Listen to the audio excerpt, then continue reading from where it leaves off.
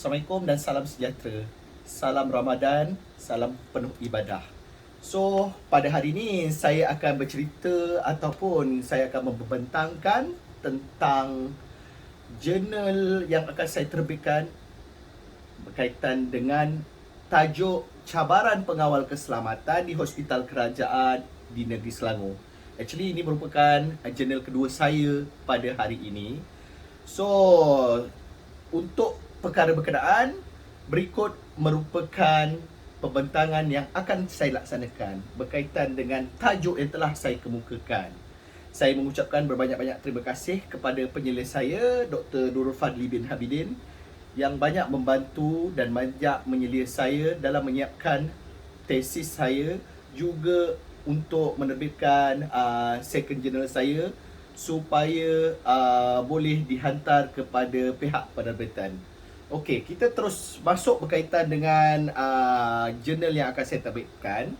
Okey, pengenalan kepada jurnal saya ini adalah okey, untuk pengenalannya saya akan ceritakanlah tentang apa itu rasionalnya saya melaksanakan ataupun membuat terbitan jurnal ini. Okey, untuk makluman semua ya, pada masa sekarang masyarakat telah menunjukkan sesi perubahan di kalangan tempat kerja, di mana ianya tidak lagi memfokuskan kepada keuntungan keuangan yang besar semata-mata, tetapi kita lebih terarah kepada untuk meningkatkan produktiviti di tempat kerja. Okey, merujuk kepada Puranto dan Baggio 2019, jurnal mereka ada menyatakan bahawa prestasi kerja yang baik dapat meningkatkan produktiviti organisasi, yang mana secara langsung ianya turut mempengaruhi dalam mempertingkatkan ekonomi dalam sesebuah negara. Merujuk kepada Juich dan Onicke pada tahun 2018 pula, produktiviti merupakan satu aspek yang mana ianya adalah penting dalam sesebuah pembangunan negara kerana ianya mempengaruhi perkembangan ke atas ekonomi. Malaysia juga sedang menghadapi cabaran juga kira macam peningkatan daya saing melalui peningkatan pertumbuhan produktiviti ke arah menuju sebuah negara maju. Isu yang ditimbulkan oleh Achinagoglu dan Radisuzewski mengatakan bahawa boleh dikatakan bahawa alasan terdapat lebih sedikit penyelidikan yang menumpukan kepada pengawal keselamatan berikutan daripada undang-undang dan peraturannya yang tidak jelas dan dapat dilihat dalam profesion berkenaan. Menurut Sinambela 2020, cabaran pekerjaan seperti kepuasan pekerja, bilangan pusing ganti kerja, tekanan berkaitan dengan kerja dan motivasi pengawal keselamatan tidak ataupun kurang diteliti atau direkodkan secara sepenuhnya. Di dalam penerbitan jurnal saya ini juga ada dinyatakan di bahagian penyataan masalah, di mana antara cabaran-cabaran kepada pengawal keselamatan adalah seperti ancaman kematian, kecederaan, rampasan, serangan dan juga penahanan ataupun tawanan.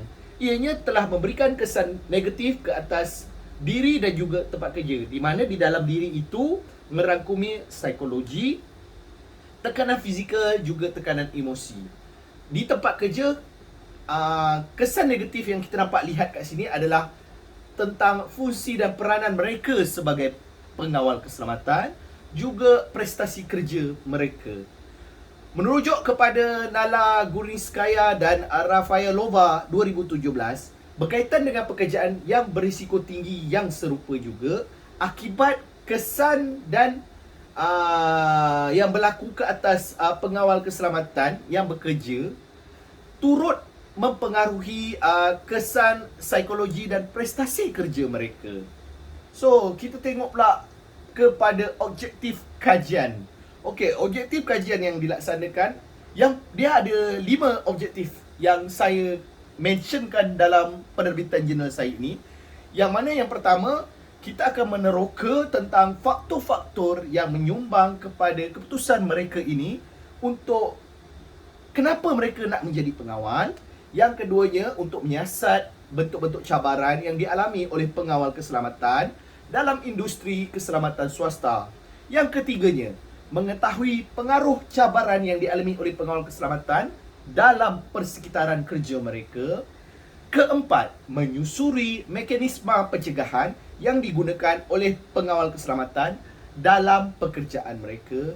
Dan yang kelima, untuk memeriksa campur tangan yang ada ataupun yang sedia ada dalam membela nasib mereka sebagai pengawal keselamatan. Okey, selepas daripada objektif kajian berkenaan, kita ambil pula tentang persoalan kajian. Okey, persoalan kajian dia ada hubung kait dengan objektif yang telah saya nyatakan tadi, yang mana persoalan kajian yang pertama adalah untuk apakah faktor-faktor yang telah menyumbang kepada keputusan mereka untuk menjadi pengawal keselamatan. Yang keduanya adalah apakah cabaran-cabaran yang dialami oleh pengawal keselamatan dalam industri kawalan keselamatan swasta itu. Yang ketiga, bagaimanakah cabaran yang dialami oleh pengawal keselamatan dalam persekitaran kerja mereka, yang mana ianya telah mempengaruhi kehidupan mereka dan juga mempengaruhi diri mereka. Yang keempat, bagaimanakah mekanisme ataupun kaedah yang boleh digunakan oleh pengawal-pengawal keselamatan ini bagi menangani ketegangan dalam kerja mereka. Dan yang kelimanya, apakah ataupun dengan bagaimanakah penglibatan dan tindakan pihak-pihak yang berkepentingan ini dapat memberikan sokongan kepada pengawal-pengawal keselamatan kontrak berkenaan. Dalam melaksanakan jurnal ataupun tesis ini, kaedah kajian yang akan saya laksanakan adalah menggunakan kajian naratif. Kajian naratif ni sebenarnya adalah digunakan dalam kajian untuk membuat platform yang mana ianya digunakan dari kita gunakan, yang mana para peserta akan berkongsikan pengalaman mereka secara terperinci dan diceritakan kembali kepada penyelidik yang melaksanakan kajian berkenaan. Okey, di dalam meneroka cabaran pekerjaan di hospital kerajaan yang saya spesifikkan di negeri Selangor, naratif penyelidikan adalah satu bentuk penyelidikan di mana penyelidik akan mengkaji kehidupan individu-individu ini bagi memberikan cerita dan juga pengalaman mengenai kehidupan mereka. Ianya kemudiannya dipulihkan menjadi kronologi dalam penyelidikan. Okey, dalam melaksanakan kajian berkenaan, populasi dan persampelan adalah seperti mana yang dinyatakan. Populasinya adalah sebuah syarikat keselamatan yang tidak dinyatakan dengan kekuatan sebanyak 336 pengawal keselamatan kontrak di sebuah hospital kerajaan di negeri Selangor. Sampel daripada populasi diambil adalah 3 orang pengawal keselamatan wanita dan juga 11 orang pengawal keselamatan lelaki, yang mana umur mereka di antara julat 30 hingga 45 tahun dan bekerja minimum selama 3 tahun sebagai pengawal keselamatan. Okey, merujuk kepada Muhajjan 2018, bagi mewujudkan satu hubungan toleransi kepada penyelidikan yang hendak dilaksanakan, pendekatan melalui kaedah kajian di lapangan bersifat setempat telah dijalankan. Ianya berikutan daripada maklumat-maklumat dalam kajian yang dijalankan yang diperolehi melalui kaedah temu bual secara semi berstruktur serta pemerhatian yang dijalankan secara spontan. Merujuk kepada Hackley 2019 pula, dalam melaksanakan penyelidikan secara kaedah kualitatif, jangka masa kajian adalah bergantung kepada tahap ketepuan data yang diperolehi, yang mana satu keadaan apabila data dikumpul bertindih antara satu sama lain dan ianya tidak lagi berupayaan bagi menghasilkan data-data yang baru. Instrumen kajian. Untuk instrumen kajian, saya menggunakan kaedah temu bual, di mana ianya bertujuan untuk mengkaji hanya beberapa individu yang telah dipilih seperti mana yang telah saya nyatakan sebentar tadi, mengikut persampelan yang bertujuan. Kaedah temu bual secara semi berstruktur digunakan, yang mana pada asasnya temu bual semi berstruktur menggabungkan ciri-ciri yang lebih flexibility, di mana temu bual dijalankan adalah secara tidak berstruktur dan juga secara terbuka dengan ciri mengarah dan juga seragam.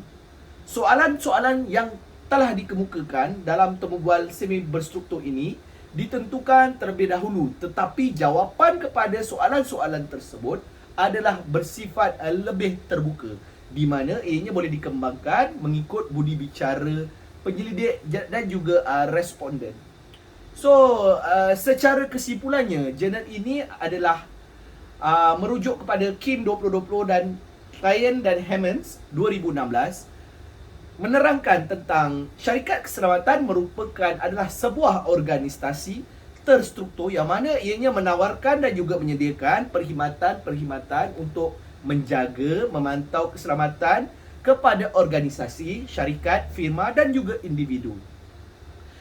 Biasanya pengawal keselamatan ini merupakan individu yang telah diupar ataupun dibayar oleh syarikat keselamatan, yang mana perkhidmatan dan tenaga kerja mereka untuk bekerja bagi menjalankan tugas sebagai seorang pengawal keselamatan di permis pelanggan mengikut kepada kontrak-kontrak yang telah dimertai.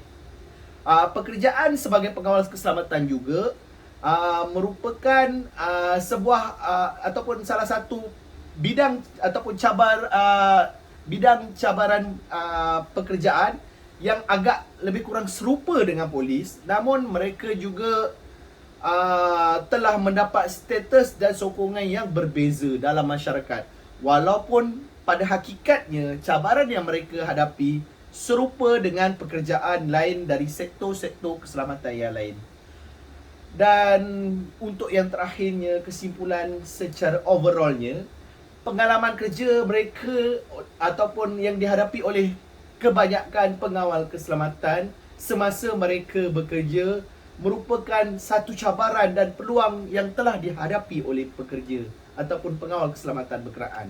Oleh kerana itu, pengawal keselamatan telah berada dan di tempat berkenaan, dan adalah penting untuk memahami bentuk-bentuk cabaran yang dihadapi oleh mereka dan bagaimana tindakan mereka ini mempengaruhi hubungan mereka dengan orang lain. Oleh demikian, jurnal yang diterbitkan ini lebih memfokuskan kepada perihalan sebagai pengawal keselamatan. Sekian saja dari saya. Assalamualaikum warahmatullahi wabarakatuh dan selamat berpuasa. Terima kasih.